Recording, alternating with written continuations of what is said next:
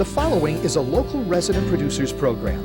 The program content is the sole responsibility of the producer and does not necessarily reflect the views or policies of CATV2, Oshkosh Community Access Television, the City of Oshkosh, the Oshkosh Cable Television Advisory Commission, or Time Warner Cable.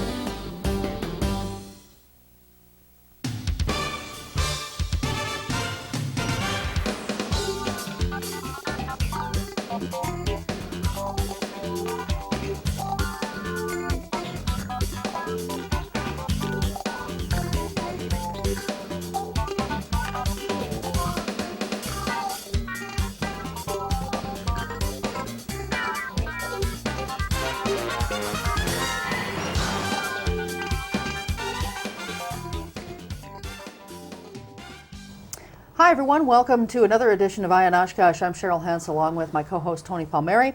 On this edition, we're very pleased to welcome back regular to this show, Councilman Paul Esslinger from the Oshkosh Common Council. We're going to be talking about a number of things with Paul this evening, but first and foremost, welcome. Thank you for being here. Thanks guys for having me back. One of the big things we want to talk to you about right off the bat is the proposed water park, the aquatic park that you have been pretty instrumental in bringing to the city. I know that in the various venues on the internet, this has been a topic of much discussion over the course of the last couple of weeks, and a lot of people are taking pot shots at you. They've even started taking some pot shots at me, but that's okay. Tell us about the water park, and for anyone who doesn't know, just sort of lay out, how much it's going to cost in general, and then how much it's going to cost the taxpayers, and then we can get into some of the more specifics of the project. Okay. Well, first of all, the water park will be over at the old Pollock Pool. The facility has been closed now. I think it's for 2 years. Mm-hmm. So through much wrangling and looking at 17 different sites for the water park, it was decided that Pollock Pool would be the best location for a number of reasons. The Oshkosh Area Foundation, myself, Phil Martini from C.R. Meyer, Bill and Beth Wyman from Oshkosh B'gosh, and some others, John Casper from the Chamber, got together and put this committee together to facilitate this. And those folks went out and got, with a $1 million fund at the foundation, $6.9 million for it to build the water park. So we're about $150,000 short right now of the $400,000 left that we needed to actually break ground, and we're taping this on September 1st. So hopefully we can have that in the next week or two. I know there's some businesses that we need to talk to yet regarding that. So hopefully we can get that done.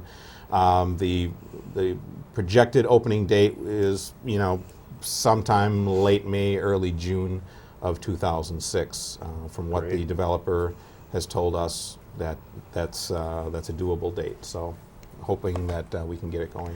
So $6.9 million basically in private and anonymous funds. Yeah. And how much is going to be laid at the doorstep of we, the tax-paying public of Oshkosh? Approximately $200,000. The city is going to be responsible for bringing the utilities up to the building, the water and the electrical, and buying some furniture and umbrellas and stuff like that. So it's going to be in the neighborhood of $200,000. So $6.9 million of private funds and even if it was $500,000 of public funds, I think is a pretty good trade-off. Mm-hmm. And then there's going to be operating costs each year, probably in the neighborhood of $50,000, could be as high as $100,000, correct? Right. And that's a number that, because we have not done this to this degree, we just simply don't know. But we have several sources of funding for the facility. Number one is the $1 million endowment. The interest is going to be used for maintenance and upkeep. 25 cents of your daily ticket or $1 of your yearly pass will go to that.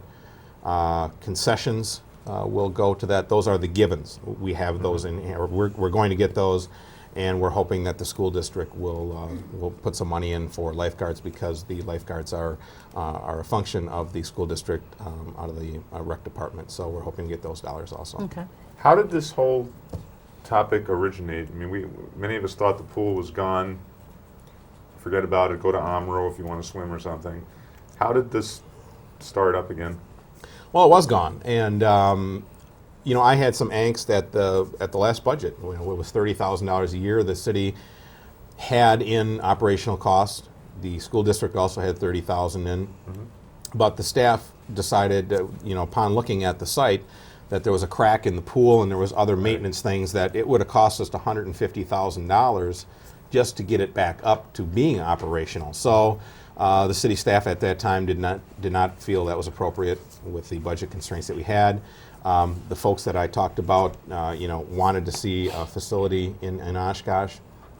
They called me and asked me if I would be involved, and I was thrilled to be involved with a project like this that would bring countless hundreds of people every year, thousands of people every year into the city of Oshkosh. Did they take you on the golf course or fly out? Did you fly in a private jet or anything? No, and it's funny you should say that. That did not happen. And some of the folks, well, all the folks that I'm working with, when it came up to the amphitheater, they were all on the opposite side of me on this. And them calling me on this I almost fell out of my chair when they called me to begin with. But I mean, it just proves that I don't care who the people are that I work with. I mean, if it's something that's going to be good for the city, we obviously disagreed on the last project, the amphitheater project, on how it was, how it came about, how it financed all that. But I really have to say that all the folks that I've worked with on this project have been just fantastic to work with. The amount of money they're able to go out and get is just absolutely unbelievable. So I'm really proud and happy to be working with those guys. One of the criticisms of this project, Paul, that we've been hearing over and over and over again on the websites is that they feel that this is moving forward too fast, and especially in light of Governor Doyle's restrictions on what cities and municipalities, counties, what have you, can spend, all this kind of thing. And they're saying, why is it okay? In fact, I'll just read one of the questions that Jane Curious has posed. Is that who it was? Yeah, that's okay. that's what this person has given themselves a moniker of. Why was it wrong to have one workshop and vote on the amphitheater, but it's okay to have one workshop and vote on the pool? Okay. So why don't you field that one for us first? It's funny. I have those same questions here. I want to make sure that I answer these questions. Indeed. So I've listed them. First of all, the taxpayers paid $940,000 for the contaminated property that the amphitheater is on. And I felt that we could have had that property for much less or perhaps for nothing.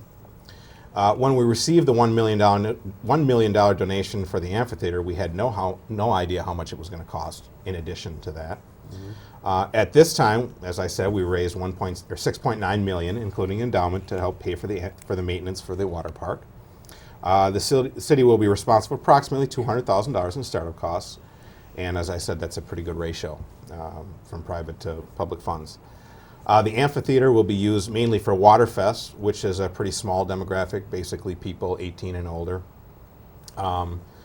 The council voted illegally on the bathroom project for the amphitheater. There's been no illegal votes on the water park project. And we still have no plan implemented for a user fee to offset the maintenance of the amphitheater. And we've already included a 25-cent charge on all one-day passes and $1 passes on yearly passes for the water park. So first of all, the venue is completely different. Families get to use the water park. They come during the day when there's actually businesses open, not just taverns at night for the amphitheater. Pollock Pool was a facility that the neighbors were becoming very irritated with.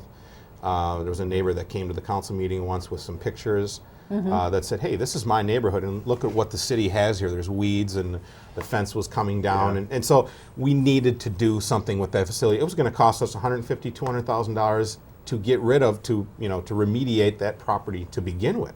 So if you take that into account, of $200,000 to do something with it anyway, it really comes out to scratch. The other thing is the hearing on the pool, there seemed to be a fairly clear proposal as to where we're going with this. The hearing on the amphitheater, which I don't even remember that hearing, and I'm sure it took place, I don't remember it. All we learned from that was that this was really, it's still up in the air. Sure. I mean, no one's really, things like the fee structure for renting the amphitheater. I mean, we'll talk a little bit about that later. The one hearing for the amphitheater clearly was not enough because there were so many unanswered questions. Right. There still are some questions with the pool, but Right. dramatically fewer. Right. Well, one of those questions, is where is this $200,000 going to come from, for the final fixtures or the initial fixtures, and where will the $50,000 per year? This person has said for the upkeep of the pool coming from. I don't think it's for the upkeep because isn't the $1 million endowment going to take care of the upkeep and maintenance on the pool? Well, again, the questions that we simply can't answer because we don't know how much. This is a facility that is like no other in this area. The Parks Director contacted Fond du Lac, Nina, Amro, and Racine and some other places, and got some opinions of those folks. And in his memo, he stated that some of the folks actually thought the first 2 or 3 years, because it's new and people are going to be excited about it, it could actually make money those years. Yeah. Of course, the newness wears off for a while, and then you're going to have some operational costs. But again, we spend money on the Grand Opera House. We spend money on our parks for people to use. We spend money on this facility. So, you have to justify the money that you're spending on something. And in my opinion, I think taxpayer money on a facility like this that brings people in spending countless thousands of dollars per year, I think is worth it. So the $1 million endowment will be taking care of the upkeep, the annual upkeep and maintenance of the facility? Well, it won't cover all of it, no. Again, we have the endowment, we have the surcharge on the tickets, concessions, and hopefully the school district. So those things together will go in to pay for that. Okay. There may be some left over that the taxpayers will have to pay for. Okay, so that answers that part of the question, and then the other part about the $200,000, for the initial fixtures. I think the city manager has already addressed that, saying that's going to be put into the capital improvements budget. Those will be capital costs, right? Okay, And then all of right. course you bond for that, and then it gets paid off over the length of the bond. And in light of Governor Doyle's, recent decisions with respect to budgets, because this is being bonded and going into capital improvements, does that fall into the restraints that he's put on municipalities, or doesn't it? Capital costs, no. Operational costs, yes. Okay. The 8 ball that we've got from the state are for operational costs. Okay. Now, if there is something that the city has to put in for operational costs, that will go against how much we can bond for. So I just want to make that clear. Okay. Do you want to run through those questions? Sure. I'll skip this last one, not a last one, but this next one, because it was directed toward me, and I've already answered it on the website. People seem to want to take pot shots at me about this now because I happen to agree with this. If Esslinger prides himself on asking all the tough questions, why was he also blindsided, along with the rest of the council, with the fee for groups wanting to use the amphitheater? And why don't you just address that a little bit, and then, or maybe we should wait on that question until later. Let's sure? come back Why to that don't- one. Yeah, we'll come back to that one.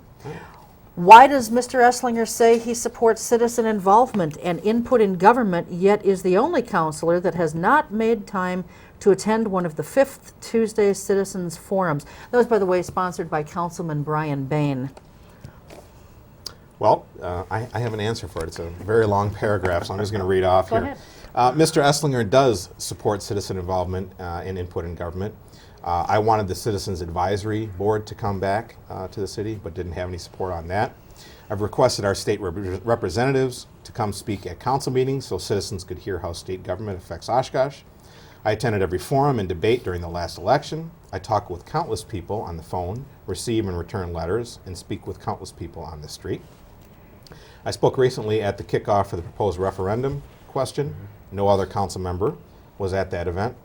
And you can ask my wife if I talk about council issues on the phone. She would say ad nauseum. And unfortunately, I can't go to everything that deals with city council issues as much as I'd like to.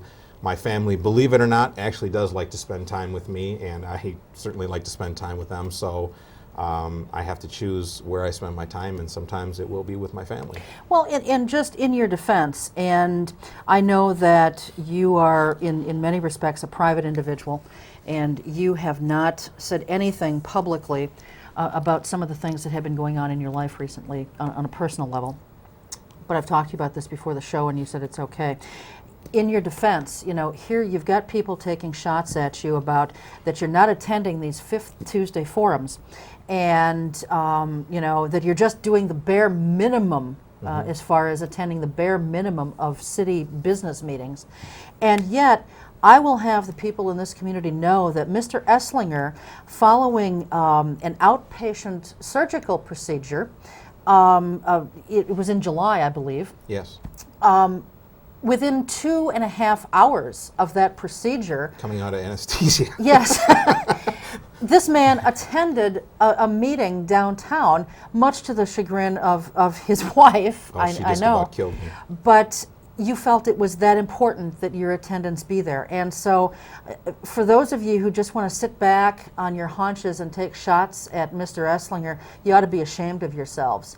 I mean, really and truly, you have no idea what kind of work this man does for this community, for all people in this community, not just the you know, Joe lunch buckets. So I hope that you'll think about that long and hard before you take pot shots at him again.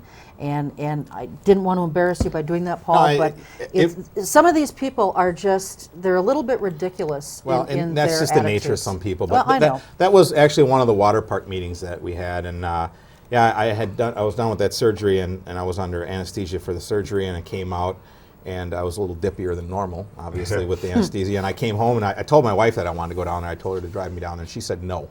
So I called my mother, and I had my mother come and pick me up. So my mother drove me down there so I could attend the meeting. And Paulie getting his mommy to take yeah, him mommy drove me down there. So Well, quite frankly, I mean, I haven't. Tuesday nights are bad for me. I haven't attended any of the Fifth Tuesday forums.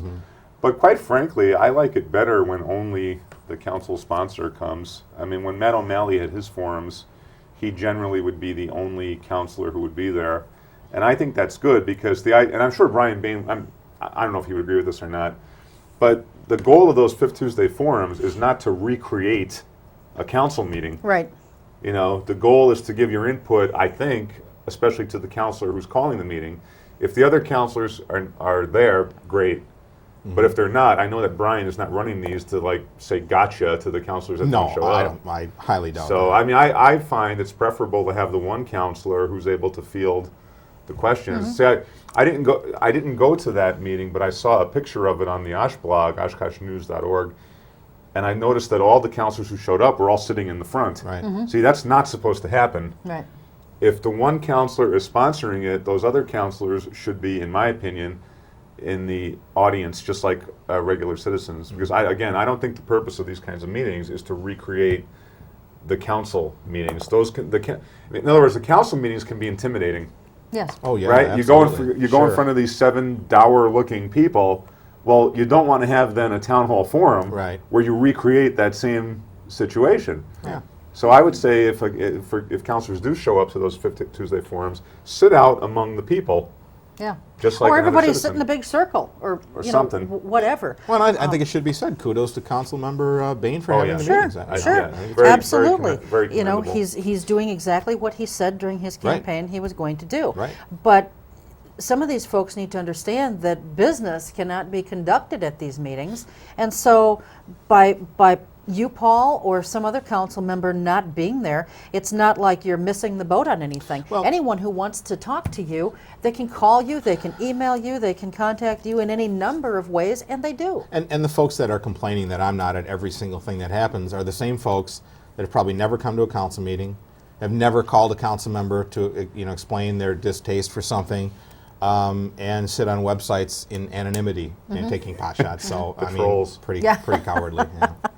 Couple other things. Why should fees for the zoo be reduced, which is something that you had proposed last year, or maybe it was earlier this year, that the fees for entrance to the zoo in Menominee Park be cut in half, I believe was your proposal.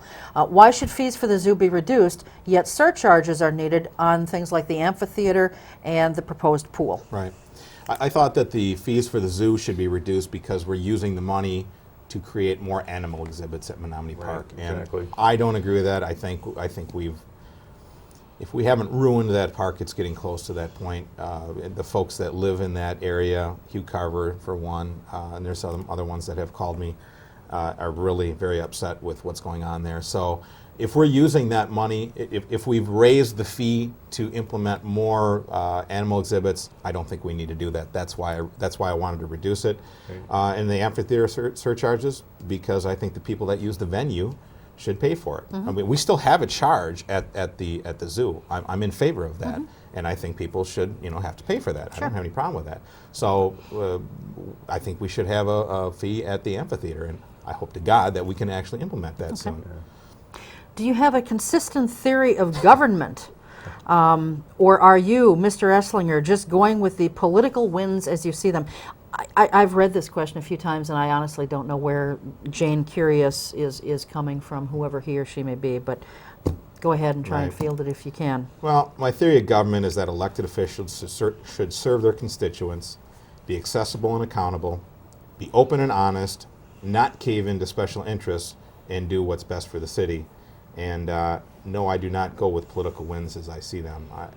Again, I think Tony and I think Cheryl, I'm not a member of the Democratic Party. I'm not a member of the Republican Party, which, quite frankly, I think hurts me in elections because I'm always on the other side. As I said before, the Republicans think I'm a Democrat. The Democrats think I'm a Republican. So I think it hurts me. I don't care about all the special interest groups that are just looking to feather their nest to make sure that their corner of the world is safe and secure.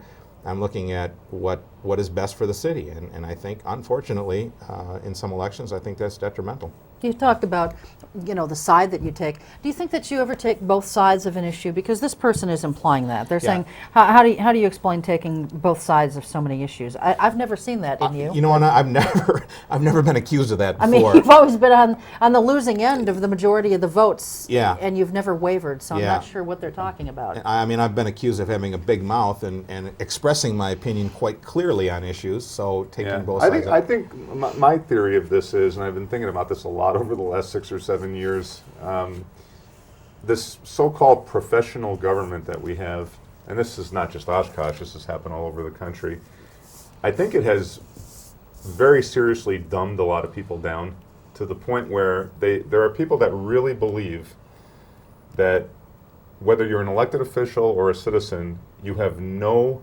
standing on which to critique the experts. So you are one of the elected officials who every now and then will critique the experts, whether they are in the planning department, budget, wherever they are. And some people, being dumbed down, believe that how can you critique them? They are experts. They know what they're doing. Well, the fact of the matter is, in our form of government, representative democracy, we're all qualified to be experts. We're all able to read the newspaper, get information from other sources, and make our independent judgments. We don't give away our government to so-called experts. And people who question that are going to get bashed. Sure. It's that simple. Sure. So that's the right thing. What do you think about that theory? Does that make sense? I think that's on point. Sure. Yeah. Yeah. So, and I guess the moral of the story is that average everyday people shouldn't be intimidated by this so-called professional system. They should get in there and make their critiques. They're going to get called names, but so be it. Well, Tony, and I guess just to extend that point, even today, I'm sure you would agree, members of either the Democratic or Republican Party that may tend to stray a little bit on an issue, I mean, they get bashed by their own party now. I mean, so you've got to do lockstep with your party, or you may have some problems in your own party. And it's just, to me, that's just ridiculous. I can't understand why people just close their eyes, have someone hold their hand, and lead them down a path. I don't understand that. Yeah, I don't get it either. Yeah, I don't want to just monopolize the question No, go right ahead. asking here, but There were a couple of, I think, legitimate questions put out there, specifically as they related to the endowment fund, the $1 million endowment fund. That endowment fund, of course, was placed with the Oshkosh Area Community Foundation, who will then, the city will have to go to them when something is needed for the aquatic park, the water pool, water park, whatever you want to call it, and they will make their board will make a decision as to whether or not the city can have those funds. This person said, has anyone actually, looked into the expenses of the foundation? Where do their funds come from for paying for their operating expenses? This $1 million is not part of their operating expenses, correct? No. Okay. This $1 million was given by a private donor to be put in a fund at the Oshkosh Community Foundation. And how the process works, I'll just come up with something for sake of argument. We need a new pump. Okay, one of the pumps went out, and we need a new pump, and it's going to cost $50,000. The city would then go to the Oshkosh Community Foundation and say, we would like to have a pump. It's going to cost $50,000. They would take that information, go to the Oshkosh Community Foundation board, and say, the city of Oshkosh needs to take $50,000 out of this fund for a pump. Do we want to allow that? And I mean, the money can't be used for anything else. It's only for the water park. It can't be used for sanitation or roads or anything like that. So they would make a determination that, yes, this is for the water park, they need it, we want to keep that running. So then the money would be given to the city. Okay. They did comment, though, about the fact that tax dollars were being given to someone else so that they could invest them more aggressively than the city could. That was, I guess, the argument that somebody had put forth.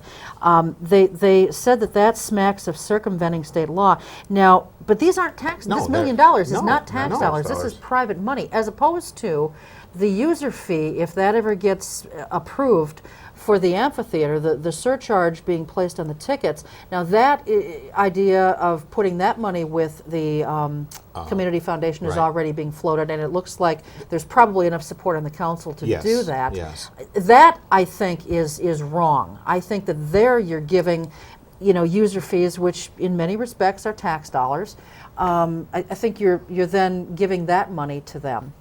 Well, our city, our legal department here at the city has reviewed that request, and they have determined that that is legal. So whether you like it or not, it is.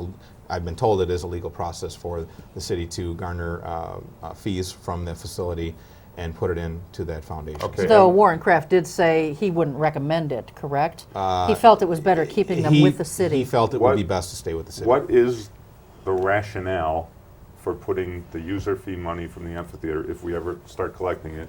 What's the rationale to put it in the foundation? Well, because if the city holds it in an account, you're probably going to get, I don't know, maybe 1 or 2% interest if you're lucky. And I think by holding it at the foundation, they then invest that money in other investments, and I think the return on the investment probably, again, I don't know this to be a fact, but I think the return on the investment, they would make money, and I think the return on the investment would be larger there than it would be at the city. But can't the same argument be made that, okay, we're going to put these user funds with the community foundation, and then we have to go on bended knee almost asking them, for money, our own money, essentially, when we need it, to do a repair at the amphitheater, and we have to do the same thing essentially with the water park when this comes to fruition. And yet, so I see, a contradiction there, Sure. and yet I also see that the $1 million was donated, basically, and with the caveat, apparently, that it go to the foundation. Yeah. Is that correct? And that's exactly right. I mean, this is not $1 million the city is going to give for the water park now I'm talking about. There's not $1 million the city is going to take out of the general fund and give to the foundation. This is Joe or Jane Bigshot that gave $1 million. Maybe it's Jane Curious who It gave might it. be Jane Curious, I don't know. But that's where the money's coming from. It's not tax dollars. All right. The city is limited in where it could invest the money, the user fee money. Yeah, I don't think we aggressively invest our money. I mean, it gets put again. I'm not the financial advisor of the city, but That's what I'm saying. It's like in other words, the foundation is doing something that the city government could not do. I don't have the answer to Okay, that. because I personally don't like the idea of the city government giving its money away like that. No, I don't but- either. And having to go to someone when Yeah. you need it. Yeah, exactly. Well, there's concerns. Yeah, sure, that's Exactly. valid. All right, let's talk a little bit about the amphitheater. You know, we're now at the end of the first season, just about, and it's come to light recently that there's much confusion over rental charges for community organizations that want to use this structure. One group in particular, the Oshkosh Rhythm Institute, that has something called an Earth Dance on September 17th. They put out all their literature and advertising it, and then found out very late that they were going to be charged $1,500. Why is there so much confusion in this right now? Well, I think there's confusion because we didn't dot the i's and cross the t's. The council decided that the PMI was going to run the events there. Yeah. They were going to basically run the amphitheater. And I think that that was the council determination. Now, I think it was supposed to go back to the city staff and the PMI to work out the details of how exactly the money was going to be generated and who was going to be charged. It seems that has not happened. I talked to a gentleman last night from this organization, Yeah. Earth Dance or whatever it Right. was, and I said I was going to see if I could find out anything. Again, we're taping this on the 1st. I called today. City manager's on vacation. The parks director's on vacation. The city attorney is on vacation. I Isn't that called convenient? PMI 4 or 5 times, and I could not get a hold of anyone. No, so that's- I have no idea. I mean, but I do think if someone wants to use the facility, Right. I think there should be some type of facility charge. Right. When you want to use one of the pavilions at Menominee Park, Sure, there's it a is charge for yeah, it. but it's not excessive. Right, it's not excessive. And to the best of my knowledge, these folks don't need the concession stands. They don't need PMI's amplification equipment. Right. They have their own. But, I mean, if they're going to use electricity and they're going to use it, there should be some type of charge. I don't know what that is, but hopefully we can get to the bottom of it. And next year, hopefully we can have these questions answered. Because what has disturbed me from day one about this is it was identified as a gift to the citizens of Oshkosh. Have you ever heard of a gift that the people who get the gift can't use? It's not just this Oshkosh Rhythm Institute. Right.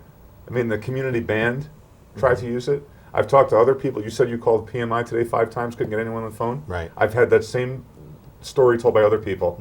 You can't get anyone to return your call. So I think you're right. Someone didn't cross T's and dot I's. Well, there's another thing, and I don't know if this is accurate or not, but this was from the Oshkosh Northwestern on yesterday, the 31st of August. And Tom Stefani, was characterized in the newspaper article as saying that, he said the city will, if it's warranted, unlock the restrooms for site users. If I go down to Menominee Park or any other park, aren't the bathrooms open during park hours? To the best of my knowledge, during So the summer why are months why are these bathrooms? This is a public park. Yeah. Why are these bathrooms being locked? We paid enough money for them. Yeah, and that's disturbing. I mean, if I'm going down there to have a picnic with my family, I want to rest assured that I can use the bathrooms when I'm there. I think they should be open to the public. And if these folks aren't using the concessions or they're not using anyone's amplification equipment, and they're going to have a group of, 50, 100, 200 people, whatever it is, I think that because that's a city park, I don't think it's PMI's business to say, well, we're not going to open the bathrooms for you. Right. That's public property. I mean, the taxpayers have paid for that out of our general fund, I might add, for those bathrooms. So I don't think that's something that's a carrot we need to be hanging over anyone's head. Well, so what options do we have here if there can't be a meeting of the minds? How long is their contract for? It's for 3 years. I think that's a hell of a long contract to begin with, yeah. Especially when it's kind of an experimental thing, and we're still in the first year of this. Do we have the option of calling their contract back and saying you're in breach of your contract? Well, I did get a hold of the assistant city attorney today, Lynn Lawrenson, and I asked her these questions, and she wasn't in the original negotiating process. So she told me that she was going to pull out that contract today and or tomorrow morning. and she was going to look in there about bathrooms and facilities and see if she can make any determination if that is something that PMI can either use or not use, or lock up or unlock. And she's going to get back to me on that. So hopefully I can have an answer on that shortly. Right. It just seems to me, once again, it's more crap that is coming about because of this No pun amphitheater. Well, exactly. And, you know, it just seems to me that here we have taken a public park that we've paid, with the interest on the bond, over $1 million for. Oh, well over $1 million. Exactly. And we've given this park and total control of it to an entity up in Green Bay or in the Brown County area, and you, an elected representative of the people in this community, can't get these people on the phone. Other people apparently can't seem to get them on the phone. Yeah. They are, as you said, dangling the carrot, and they seem to be dangling it in front of everybody's noses and laughing about it at the same time. Yeah. That's how it appears anyway. Well, I mean, when we first started talking about this, I said I think that the city should be running this. Yep. Now there was two factions. Number one is concessions, and number two is the actual events. And I was told, and I completely believe, that the concessions make the money, and the events sometimes don't make the money. Exactly. So then, why don't we run the whole thing? We can farm out the running of the events, and pay for it with the concession money. And Tony, you said it before. I don't know how hard it is to serve a hot dog or a beer or a pop. I don't understand why that's so hard. Boy Scouts do it down at Pick and Save and Yeah. Cops Yeah. and all these other places Yeah. every weekend during the summer. So And I got to say, I finally got a chance to visit the Leach. I went for the first time, a week ago, and I know no one's supposed to say anything negative about the Leach Amphitheater, right? And I don't want to be negative. It's an excellent facility. I like the facility, but as someone who walks around as a pundit, critic, and whatnot, I just made an observation of the whole place. Number one, to me, I don't know what $6 million gets you these days, but it didn't strike me as a $6 million facility, number one. Number two, I don't know, I'm not a sound expert, but one of the bands there I had seen many times before, and I'd heard people tell me that the acoustics at the Leach are not necessarily all that great. And quite frankly, the band didn't sound as good as I'd seen them in other places. They played as well, but I thought the acoustics were different from where the old Waterfest was, not necessarily better. The other thing I noticed was that the Fox River has almost become almost irrelevant the way this is built. You almost have to look for the Fox River, which I thought was kind of a little bit strange. And then, one thing that really does jump out at you is how, and I understand that people want to have a good time at these events. I want to have a good time at these events, but it's really just like a blatant drunk fest now. yeah. It's like everywhere you go. They now actually, I found this out from people I knew who were there. They now have added little kind of beer tents. They look like hot dog stands, only they're only serving beer. So it's at the point now where you never really have to walk more than 20 or 30 yards to get a beer. This is Wisconsin, Tony. Yeah, exactly. But I also think it's concessions. It's that's where the money's coming from. Sure, right? sure. The more beers you can pump out, Right. the more money you're going to make. So I think it's an excellent facility, but I also think that we had at least one member of the council who thought that this was going to be a place that was going to draw people in to pack the hotels and things like that. Oh, come on. I don't see that happening. No. In fact, even PMI, I think, has said that they're not really able to bring in that caliber Right. of entertainment. So, I mean, this probably won't happen, but my preference would be that when the contract with PMI runs out, or if PMI, for whatever reason, can't make the 3 years, that the city just does the right thing and manage this facility and allow, I got to believe there's dozens of community groups that want to use this thing. Yeah.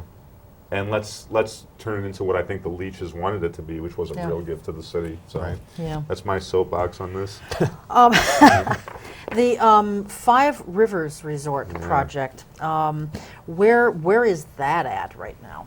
I know that you probably are restricted a little bit in what you can say because there was just an executive session on this last week, but where is it at, Well, from what you can tell us? Yeah, I mean, from what I can, I'm restricted on both sides. I did meet with Mr. Doig, and I signed a confidentiality. I can't talk about it. I signed an agreement You with can't him. even say it. Confidentiality, thank you. He's actually got counselors signing agreements? Yeah. Well, Yeah. what's now? See, I have a problem Well, with that. see, So do I. There's well, no way I'd but sign see, it. when I met with him, I was under the understanding that this was his plan. This was in stone. Here's what it was. So I thought, okay, now it's time for me to learn to understand where we're at. I was told by the city staff that that is not, in fact, the case. That it was still ongoing. The contract negotiations were ongoing. So I was a little upset to hear that I'm signing this when, in fact, this was not a done deal. And then we did have an executive session, and we were talking about the different funding options that both Mr. Doig was looking at and the city were looking at. I guess the only thing that I can say is there's a pretty good gap between what Five Rivers folks want and what the city is looking at. And I just want to say publicly, I want to tip my hat to Mr. Walling, Mr. Kinney, and the financial folks that we have looking into this. It became very apparent to me in this executive session that those folks have scrubbed this sucker down to the bare bones. They've gone out and talked to several banks. They've analyzed this thing up, down, left, right, and every other way, and came to us and had some discussions with us on what they thought about it, and explained that there's still some negotiations to do. So I want to publicly say that I think the city staff on this project has really done their homework on it. Well, that's good. That's very That good is to good to hear, because I don't think we can say that about other projects in the past. That's at this point. I don't know what ultimately it's going to come out to be, if there's any funding or not, but to this point, I think they've done a very good job. So this agreement that you signed, what was the wording of the agreement? What did it say? You Well, just can't discuss anything, or Well, what? I mean, he showed me the numbers that he's looking to put into the project. He showed me the numbers that he's expecting the city to put into the project. He gave me numbers, projections on what the facilities are going to bring in dollars, what the condo units are going to cost. What he thinks they're going to cost.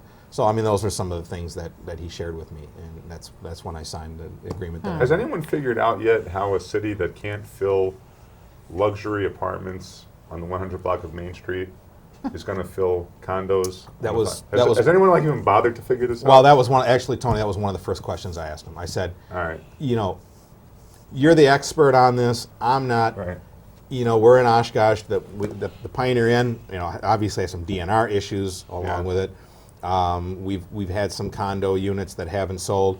Are you convinced, you're going to put money into this, are you convinced that you're going to be able to sell these things? And he says, absolutely. Absolutely. Of course, no. the developers I know, are right. But I'm not the expert on it. Right. I've got some concerns. I don't personally know how we're going to do that, but there are other people that know more about that stuff than I do. Well, And- if this thing dies, let's assume, you think there's any hope for your idea of the Bay Beach kind of proposal?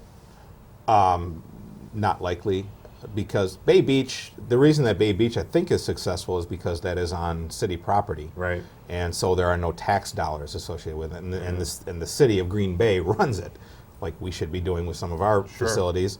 And so, it's pure profit. If you were to put a Bay Beach type facility on this property, if I were to buy it or you were to buy it, you'd have a $4 million assessed property that you've got to pay the property taxes on, which would completely soak up your profits. So it wouldn't work that way.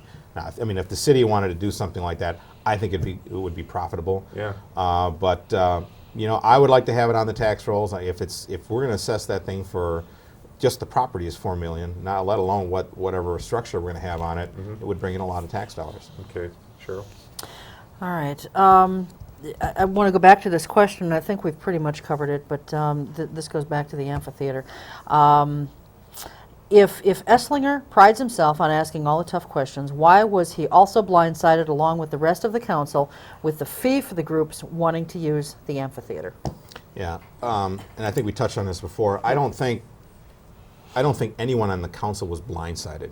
Again, the parks director, the city staff, PMI came forward and said that PMI was going to run it, and we're going to work out the details on how much it was going to cost for folks to use it, like the Earth Dance or whatever it is. Sure. So those are things that the city council laid out to the staff to say you work this stuff out. So blindsided, I don't think we were blindsided on it, but obviously that hasn't happened yet. And like I said, I was the one that said, I think we should run this. So I don't think anyone was blindsided on it. Okay. Let's talk about Miller's Bay. Now, you missed a meeting a few months ago.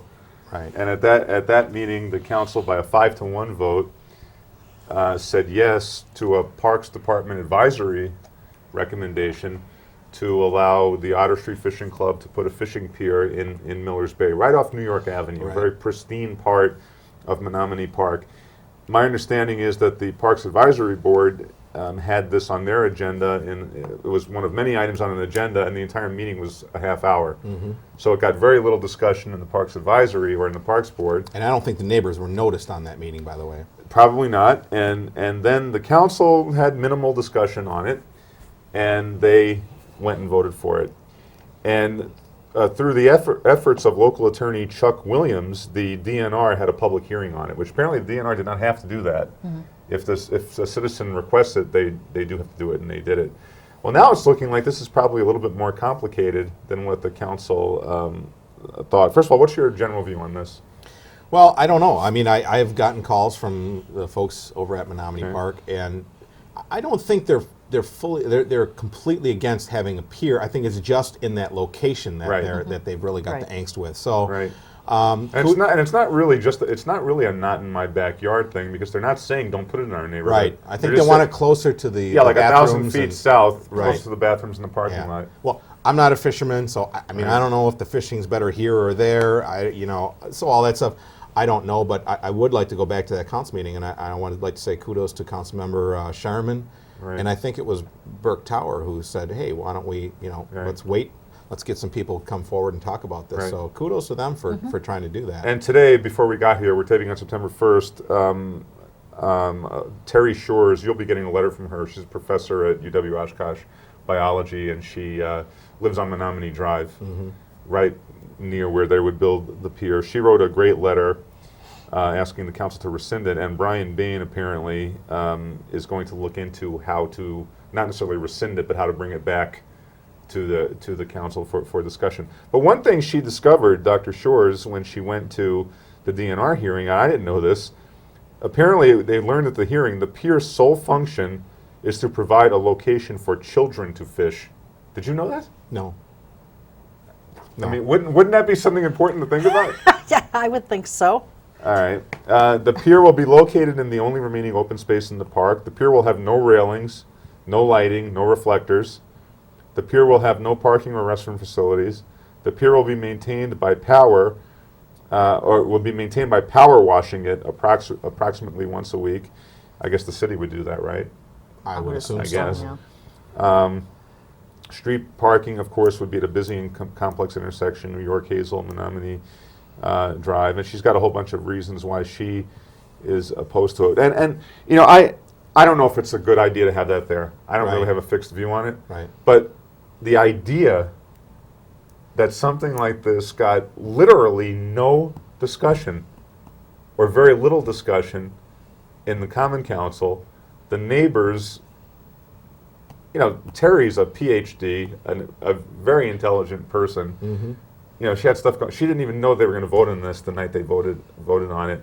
So someone's got egg on their face over this, wouldn't you say? I think so. Well, I mean, I think the neighbors should have been noticed for that Parks Board meeting. And Isn't that even a violation of some kind of law somewhere if Yeah. they weren't noticed on it? I think it is. I know like at other boards and commissions when, like for the traffic review that I'm on, if we want to put up a stop sign or take one out or yield sign, we have to notice the people in that, the budding property owners in that neighborhood. Same Well, thing one- with the Board of Appeals. Right. One, I serve on, one, so. one person said to me over email, well, the real agenda here is that there are people in that neighborhood who just don't want to see any poor people come into their neighborhood to fish, which you often will get at fishing Sure. piers. And, my response was, look, I don't like to question people's motives, number one. But let's assume for the sake of argument we've got some bigots living on Menominee Drive, which I don't think we do. But let's assume that we did. They still have the right to discuss what's coming into their Right. neighborhood. Right. You don't just rush things through like this. So maybe through some good discussion, a compromise could be reached. And by the way, none of this is to say anything negative at all about the Otter Street Fishing Club. No, because they do wonderful they things do for this wonderful community. things for this community. Yes. have done, will do, will continue to do. And all people are saying is let's have some good, small d democratic discussion of this. So hopefully it will be brought back to the council and we'll see what they do. Sure. Well, I realize that you weren't at that meeting, Paul, but do you know how that particular location came about? I mean, what would be the problem? And would the Otter Street Fishing Club have a problem moving it 1,000 feet to the other direction? This is all rumor now, but what I had heard is that the Otter Street Fishing Club is afraid that if you put it in one of these alternative locations, sailboats will use it as a docking space, whereas the location they want to put it in, that would not be possible. And the person telling me this said, well, the answer is simple. You just put up a no docking allowed sign or something. I don't know. Right now we're at the rumor stage. Because, again, because the council would not discuss this, things get into the rumor mill. Right. So I guess we will find out shortly enough what the truth is. Yeah. What else do you have, Tony? Well, there are some of us in the community, myself included, that are trying to get a referendum question on the ballot in April 2006 that would say the United States should withdraw troops immediately from Iraq, beginning with the National Guard and the reserves. And we're treating it like a referendum whereby it would have to be put on the ballot. So we're trying to get 2,800 signatures. But we've been told by the city attorney that ultimately you need to get 4 votes out of the council to do this. Right. And we've been very impressed with Paul because Paul Esslinger has said that even though he supports the war, does not want to see the troops withdrawn at this point, you still would vote to put this on the ballot in April. So what is your reasoning? Right. Well, before I get to that, I do want to make a statement, Tony, that today in the paper that they had my view of the war wrong. They said I opposed it. And I actually got a phone call today. My wife got a phone call from a woman who was rather rude to my wife, which I don't appreciate. Basically said, your husband is un-American.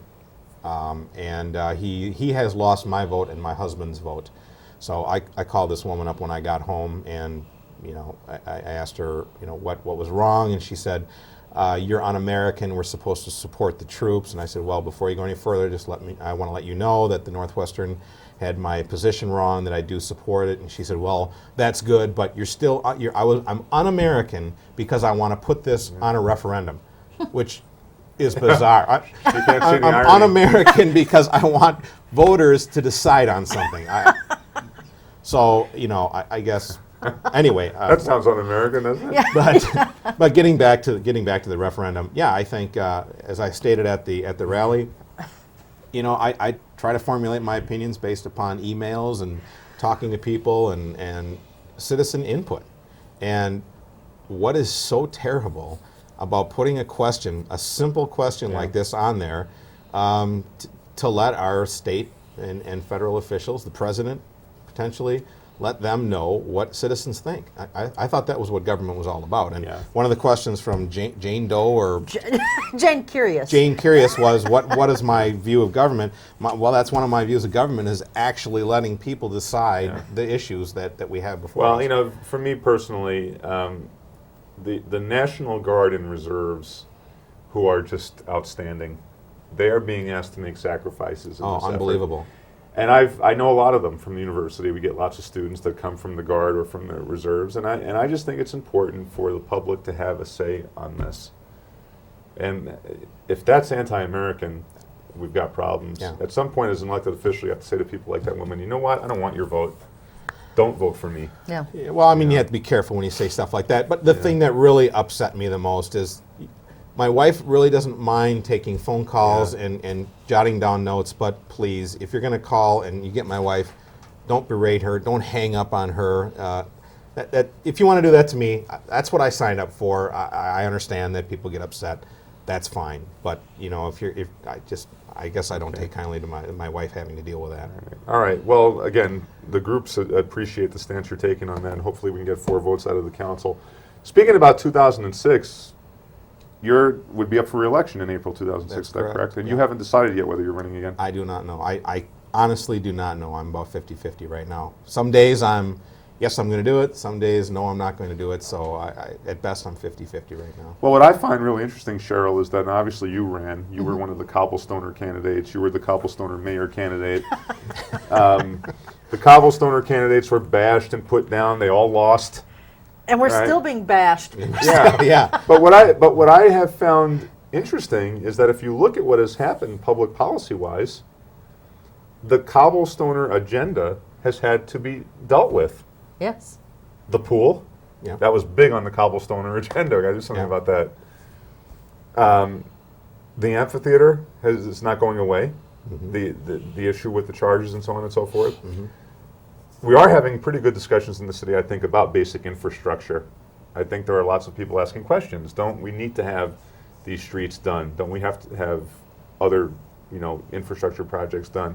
So, people lost the elections, I think, because they got dramatically outspent and beaten up in the press. But the agenda is there. So I think the moral of the story for people watching is, you really should think about running for office, because it is a way to get issues on the table. All right. I wish that some of the other candidates had won. But I'm glad that even though they lost, they put some issues on the table, and those issues have to be dealt with. So what are your thoughts on 2006? Would you like to see a so-called Cobblestoner kind of slate come about? I don't know. I guess you can give it any term you want. Yeah. I want to see people that want this position because obviously they want the best for the city, but they actually review this stuff and they go out and try to get the best information they can. They're not associated with any special interest groups because, as I said, the special interest groups are worrying about feathering their beds. And I understand that. I respect their position in that, but I think we need candidates, and they lost in the last election. I think we need candidates that don't have ties to those special interest And groups. people will say, okay, well, you both were associated with Citizens for Responsible Government. Yeah, which is us. Right. And how much money did CRG raise? Oh gosh, I don't remember anymore. $2,000-$3,000. Yeah, maybe. it wasn't a whole lot. Right. And essentially, and it mostly was the candidates who were running for the most Yes. part, I gave $50 to Citizens for Responsible Government. Compared to Progress Oshkosh, Forward Oshkosh, did the figures come in? By the way, I'm not putting those groups down. They have the right to spend as much as they want. Right. But we're going into those like $5,000-$6,000. Yeah. Oh yeah. Yeah. Right. Yeah, easily. You were quoted in the paper, Paul, about the amount of money that it's taking now to get elected mayor. That is pretty much a bad. It's bad staggering. trend. I Yeah. mean, and nothing against Bill Castle. I like No, Bill not Castle. at He's a all. great guy. But spending $11,500 is just, I can't spend that. I mean, On I a hate position that pays like yeah, $3,000. $3,000, and Yeah. I don't have that kind of money, and the people that are supporting me can't afford to be forking over $500 a crack. So there's no way I can do that. And I'm not crying about it. It's just a fact. Well, hopefully we'll start seeing a trend in the other direction. I hope so. Um, But I guess I will say, if I do run again, I'm not raising any money. So Right. if anyone wants to give me money, thank you very much. But I'm not accepting any dollars. Well, good, Paul, because we needed to pay our taxes. And I think why the issue of the Cobblestoners, mandates or Yeah. platforms still kind of coming to the forefront is probably because we have gotten our reassessments. Yeah. And, we see what the county is doing. And, the council is recognizing that everybody's I think you're right. dollar is being stretched. So anyway, Paul, thanks very much. Thanks for having been me back. a quick hour, but informative. And Tony, as always, thanks to you. And especially thanks to you folks at home for allowing us into your homes for the last 60 minutes. We'll see you next time. Until then, take good care and keep your eye on us. We've got our eye on Oshkosh.